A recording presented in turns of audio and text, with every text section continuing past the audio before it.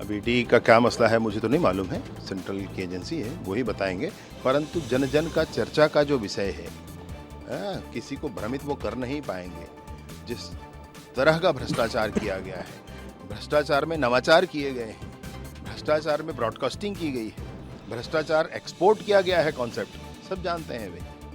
तो इसलिए होगा उसको ऐसे बोल करके भ्रम में नहीं डाल सकते वो किसी को। अब राजनीतिक बयानबाजी कुछ कोई कर ले।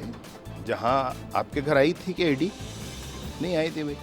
नहीं है कोई मामला तो नहीं आई थी, कोई मामला होगा तो आती। तो विजय शर्मा कह रहे हैं कि कोई मामला होगा तभी तो ईडी की टीम पहुंची है। लेकिन इन सबके बीच रवि की तरफ चलते हैं न्यूज रूम से। रवि, जरा डिकोड करिए भूपेश बघेल के एक एक शब्दों को, जो उन्होंने कहा है कि डराने की कोशिश, दबाने की कोशिश, जांच एजेंसियों को सहयोग कर रहे हैं लेकिन केंद्र सरकार दुरुपयोग कर रही है, मोदी शाह का नाम लिया है, बहुत कुछ कहा है भूपेश बघेल ने।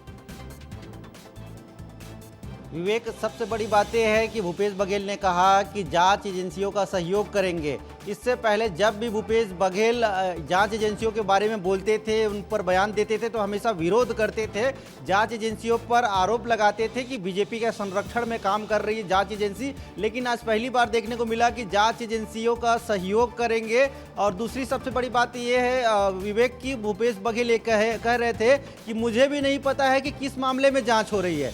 हर बार आते हैं, अलग अलग मामला होता है, इस बार क्यों आए हैं मुझे नहीं पता है, लेकिन जांच करने के लिए टीम आई है और मैं विधानसभा जाऊंगा और मैं जा रहा हूं। मतलब एक चीज तो क्लियर है कि भूपेश बघेल को पता ही नहीं, उसको बताया नहीं गया होगा, या बताए भूपेश बघेल खुद नहीं बता रहे हैं कि किस मामले में ईडी की टीम वहां पहुंची है। शराब घोटाला है, महादेव सट्टा है, या कस्टम मिलिंग है, या कोयला घोटाला है, क्या है ये स्पष्ट नहीं है अभी भी। इसके अलावा भूपेश बघेल अब विधानसभा रवाना हो चुके हैं, उनके साथ विधायक देवेंद्र यादव भी मौजूद हैं। तो वो विधानसभा पहुंचेंगे तो विधानसभा में खूब हंगामा होने की पूरी संभावना है, क्योंकि आज प्रश्नकाल में तमनार के पेड़ कटाई को लेकर मुद्दा लगाया गया था। तो इसको लेकर और आज ईडी ने जो छापा मारा है, इसको लेकर दोनों मामले को लेकर बहुत हंगामा होने की संभावना रवि, है। लेकिन सबसे बड़ी बात यह है कि विपक्ष के नेताओं पर जब कार्रवाई होती है तो कोई ना कोई मामले से उनके कनेक्शन जुड़ते हैं, जांच एजेंसियां पहुंचती हैं तो ऐसे इंटरप्रिटेट किया जाता है कि हम पर कार्रवाई इसलिए हो रही है क्योंकि हम आवाज उठा रहे हैं, गरीबों की आवाज उठा रहे हैं, गलत बातों पर आवाज उठा रहे हैं, और इसलिए हमें